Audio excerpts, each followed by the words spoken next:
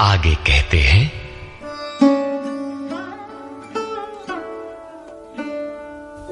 काश्यश्च परमेश्वासः शिखण्डी च महारथः धृष्टद्युम्नो विराटश्च सात्यकिश्चापराजितः।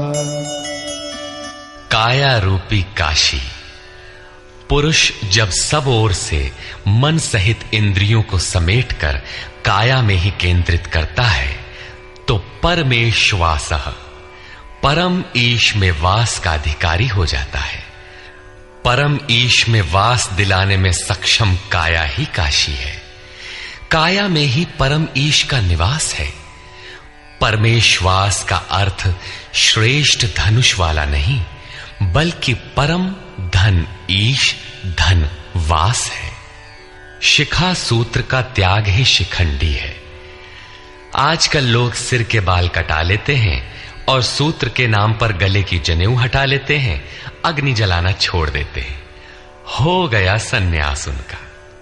नहीं, वस्तुतः शिखा लक्ष्य का प्रतीक है जिसे आपको पाना है, और सूत्र है संस्कारों का। जब तक आगे परमात्मा को पाना शेष है, पीछे संस्कारों का सूत्रपात लगा हुआ है, तब तक त्याग कैसा, सन्यास कैसा? अभी तो चलने वाले पथिक हैं। जब प्राप्तव्य प्राप्त हो जाए, पीछे लगे हुए संस्कारों की डोर कट जाए, ऐसी अवस्था में ब्रह्म सर्वथा शांत हो जाता है। इसलिए शिखंडी ही ब्रह्म रूपी भीष्म का विनाश करता है। शिखंडी चिंतन पथ की विशिष्ट योग्यता है, महारथी है। धृष्टद्युम्न दृढ़ और अचल मन तथा विराटः सर्वत्र विराट ईश्वर का प्रसार देखने की क्षमता इत्यादि दैवी संपद के प्रमुख गुण हैं। सात्विकता ही सात्यकी है।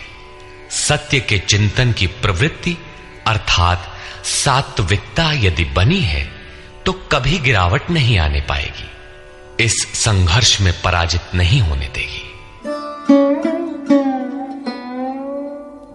द्रुपदो द्रौपदेयाश्च सर्वशः पृथिवीपते सौभद्रश्च महाबाहुः शंखान् दद्मुः पृथक् पृथक्। अचल पददायक द्रुपद और ध्यान रूपी द्रौपदी के पांचों पुत्र सहृदयता, वात्सल्य, लावण्य, सौम्यता इत्यादि साधन में महान सहायक महारथी हैं तथा बड़ी भुजा वाला अभिमन्यु, इन सब ने पृथक पृथक शंख बजाए। भुजा कार्यक्षेत्र का प्रतीक है। जब मन भय से रहित हो जाता है तो उसकी पहुंच दूर तक हो जाती है। हे राजन, इन सब ने अलग अलग शंख बजाए, कुछ न कुछ दूरी सभी तय कराते हैं। इनका पालन आवश्यक है, इसलिए इनके नाम गिनाए। इसके अतिरिक्त कुछ दूरी ऐसी भी है जो मन बुद्धि से परे है।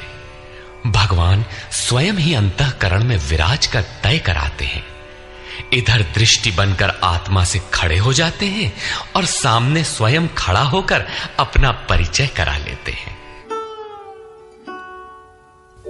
सघोषोधार्तराष्ट्राणाम् हृदयानि व्यदारयत् नभश्च पृथिवीं चैव तुमुलो व्यनुनादयन्। उस घोर शब्द ने आकाश और पृथ्वी को भी शब्दायमान करते हुए धृतराष्ट्र पुत्रों के हृदय विदीर्ण कर दिए। सेना तो पांडवों की ओर भी थी, किंतु हृदय विदीर्ण हुए धृतराष्ट्र पुत्रों के। वस्तुतः पांचजन्य दैवी शक्ति पर आधिपत्य, अनंत पर विजय, अशुभ का शमन और शुभ की घोषणा धारावाही होने लगे तो कुरुक्षेत्र आसुरी संपद, बहिर्मुखी प्रवृत्तियों का हृदय विदीर्ण हो जाएगा। उनका बल शनैः शनैः क्षीण होने लगता है। सर्वथा सफलता मिलने पर मोहमयी प्रवृत्तियां सर्वथा शांत हो जाती हैं।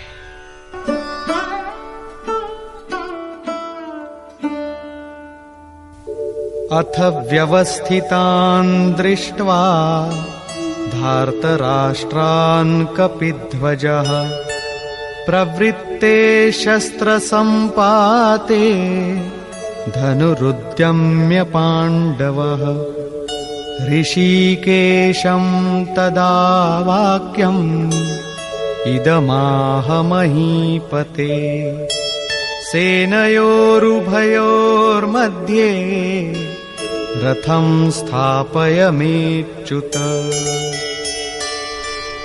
संयम रूपी संजय ने अज्ञान से आवृत मन को समझाया कि हे राजन, उसके उपरांत कपिध्वजः वैराग्य रूपी हनुमान, वैराग्य ही ध्वज है जिसका, ध्वज राष्ट्र का प्रतीक माना जाता है। कुछ लोग कहते हैं ध्वजा चंचल थी इसलिए कपिध्वज कहा गया, किंतु नहीं, यहां कपि साधारण बंदर नहीं, स्वयं हनुमान थे जिन्होंने मान अपमान का हनन किया था। सममान निरादर आदरहीन। प्रकृति की देखी सुनी वस्तुओं से, विषयों से राग का त्याग ही वैराग्य है। अतः वैराग्य ही जिसकी ध्वजा है, उस अर्जुन ने व्यवस्थित रूप से धृतराष्ट्र पुत्रों को खड़े देखकर शस्त्र चलने की तैयारी के समय धनुष उठाकर ऋषिकेशम, जो हृदय के सर्वस्व ज्ञाता है, उन योगेश्वर श्री कृष्ण से ये वचन कहा, हे अच्युत, जो कभी च्युत नहीं होता, मेरे रथ को दोनों सेनाओं के बीच खड़ा करिए। यहां सारथी को दिया गया आदेश नहीं, इष्ट सद्गुरु से की गई प्रार्थना है, किस लिए खड़ा करें?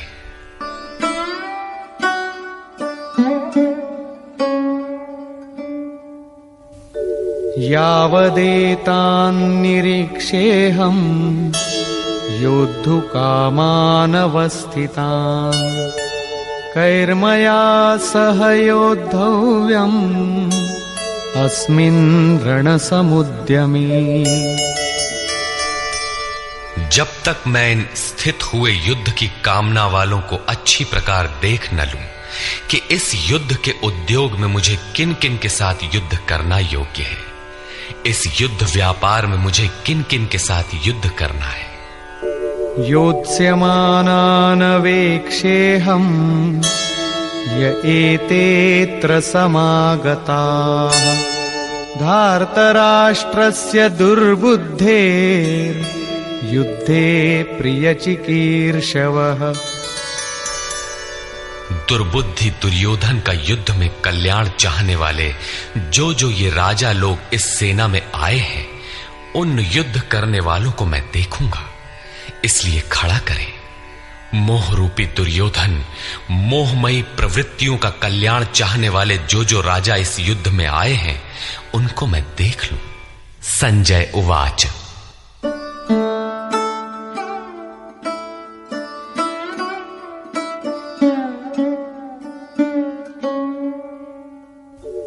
एवमुक्तो ऋषिकेशो गुडाकेशेन भारत सेनयोरुभयोर्मध्ये स्थापयित्वा रथोत्तमम् भीष्मद्रोणप्रमुखतः सर्वेषां च महीक्षिताम् उवाच पार्थ पश्यैतान् समवेतान् कुरुनीति।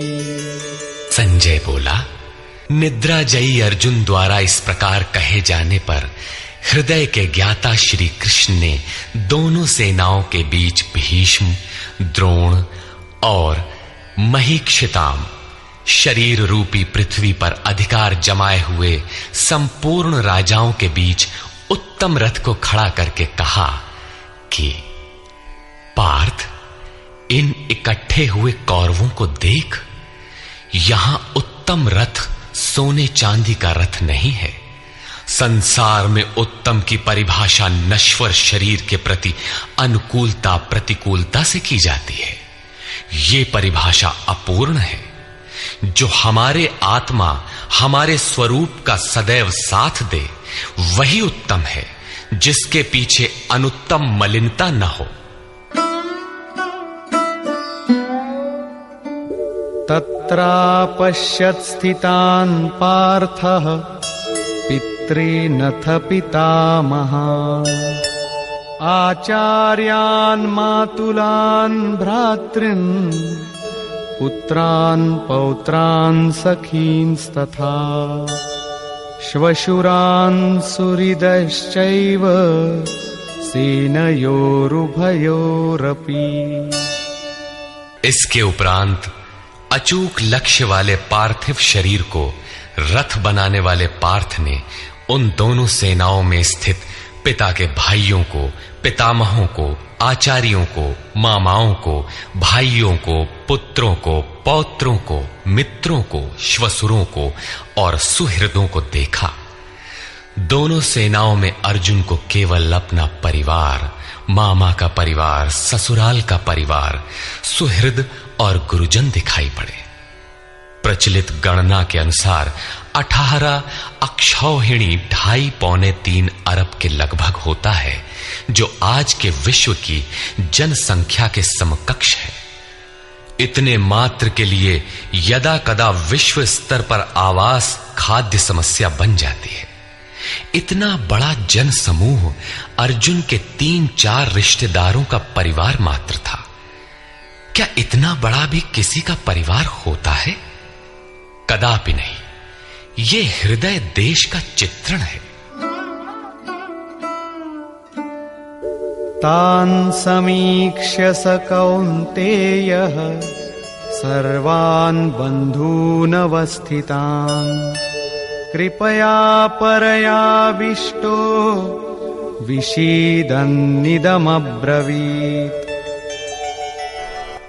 इस प्रकार खड़े हुए उन संपूर्ण बंधुओं को देखकर अत्यंत करुणा से आवृत वो कुंती पुत्र अर्जुन शोक करता हुआ बोला। अर्जुन उवाच।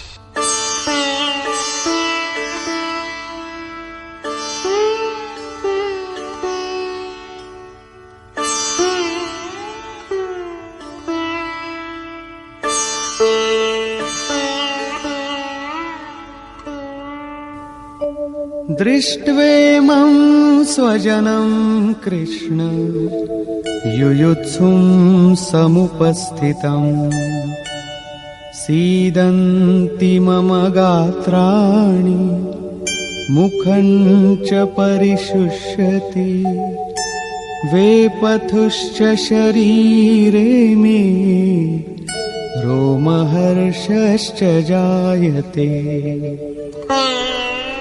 हे कृष्ण, इस युद्ध की इच्छा वाले खड़े हुए स्वजन समुदाय को देखकर मेरे अंग शिथिल हुए जाते हैं, मुख सूखा जाता है और मेरे शरीर में कंप तथा रोमांच हो रहा है। इतना ही नहीं, गांडीवं स्रंसते हस्तात् त्वक्चैव परिदह्यते न च शक्नोम्यवस्थातुं भ्रमतीव च मे मनः। हाथ से गांडीव गिरता है, त्वचा भी जल रही है। अर्जुन को ज्वर सा हो आया, संतप्त हो उठा कि ये कैसा युद्ध है जिसमें स्वजन ही खड़े हैं। अर्जुन को भ्रम हो गया। वो कहता है, अब मैं खड़ा रह पाने में भी अपने को असमर्थ पा रहा हूं। अब आगे देखने की सामर्थ्य नहीं है। निमित्तानि च पश्यामि विपरीतानि केशव न च श्रेयोनुपश्यामि हत्वा स्वजनमाहवे। हे केशव, इस युद्ध का लक्षण भी विपरीत ही देखता हूं। युद्ध में अपने कुल को मारकर परम कल्याण भी नहीं देखता हूं।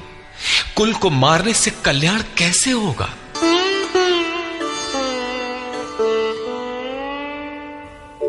न कांक्षे विजयं कृष्ण न च राज्यं सुखानि च किन्नो राज्येन गोविन्द किं भोगैर्जीवितेन वा।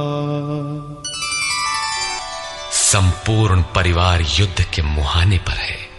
इन्हें युद्ध में मारकर विजय से मिलने वाला राज्य और राज्य से मिलने वाला सुख अर्जुन को नहीं चाहिए।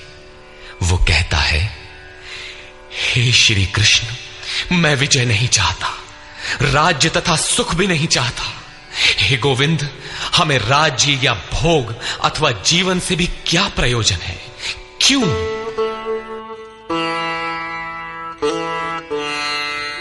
येषामर्थे कांक्षितं नो राज्यं भोगाः सुखानि च तैमेव स्थिता युद्धे प्राणान् त्यक्त्वा धनानि च।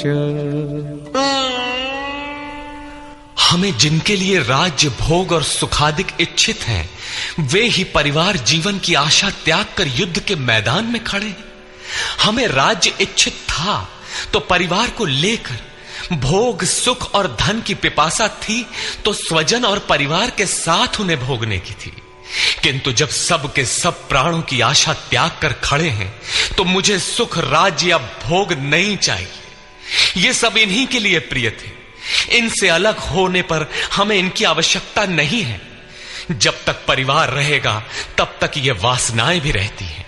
झोपड़ी में रहने वाला भी अपने परिवार, मित्र और स्वजन को मारकर विश्व का साम्राज्य स्वीकार नहीं करेगा।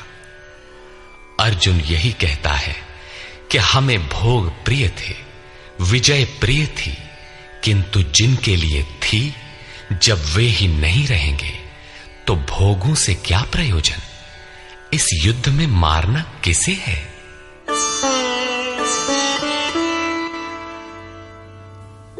आचार्याः पितरः पुत्राः तथैव च पितामहाः मातुलाः श्वशुराः पौत्राः शालाः संबंधिनस्तथा। इस युद्ध में ताऊ, चाचे, लड़के और इसी प्रकार दादा, मामा, श्वसुर, पोते, साले तथा समस्त संबंधी ही हैं।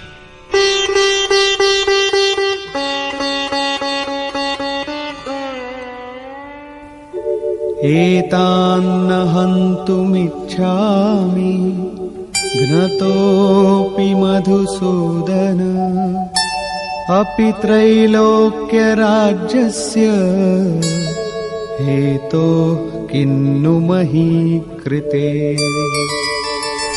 हे मधुसूदन, मुझे मारने पर भी अथवा 3 लोक के राज्य के लिए भी मैं इन सबको मारना नहीं चाहता। फिर पृथ्वी के लिए कहना ही क्या? 18 अक्षौहिणी सेना में अर्जुन को अपना परिवार ही दिखाई पड़ा। इतने अधिक स्वजन वास्तव में क्या हैं? वस्तुतः अनुराग ही अर्जुन है। भजन के आरंभ में प्रत्येक अनुरागी के समक्ष यही समस्या रही है। सभी चाहते हैं कि हम भजन करें, उस परम सत्य को पालें, किंतु किसी अनुभवी सद्गुरु के संरक्षण में कोई अनुरागी जब क्षेत्रज्ञ के संघर्ष को समझता है कि हमें किन से लड़ना है तो वो हताश हो जाता है। वो चाहता है कि हमारे पिता का परिवार, ससुराल का परिवार, मामा का परिवार, सुहृद, मित्र और गुरजन साथ रहें, सभी सुखी रहें और इन सब की व्यवस्था करते हुए हम परमात्म स्वरूप की प्राप्ति भी कर लें। किंतु जब वो समझता है कि आराधना में अग्रसर होने के लिए परिवार छोड़ना होगा, इन संबंधों का मोह समाप्त करना होगा, तो वो अधीर हो उठता है। पूज्य महाराज जी कहा करते थे, मरना और साधु होना बराबर है। साधु के लिए सृष्टि में दूसरा कोई जीवित है भी, किंतु घर वालों के नाम पर कोई नहीं है। यदि कोई है तो लगाव है। मोह समाप्त कहां हुआ?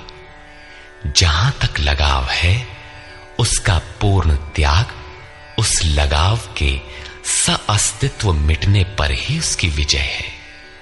इन संबंधों का प्रसार ही तो जगत है, अन्यथा जगत में हमारा क्या है?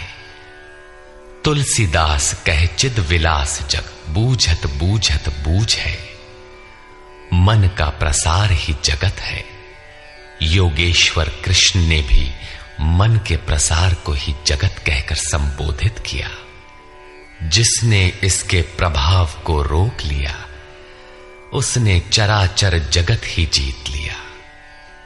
इहैव तैर्जितः सर्गो येषां साम्ये स्थितम मनः। केवल अर्जुन अधीर था ऐसी बात नहीं है। अनुराग सबके हृदय में है। प्रत्येक अनुरागी अधीर होता है, उसे संबंधी याद आने लगते हैं। पहले वो सोचता था कि भजन से कुछ लाभ होगा तो ये सब सुखी होंगे, इनके साथ रहकर उसे भोगेंगे। जब ये साथ ही नहीं रहे तो सुख लेकर क्या करेंगे? अर्जुन की दृष्टि राज्य सुख तक ही सीमित थी।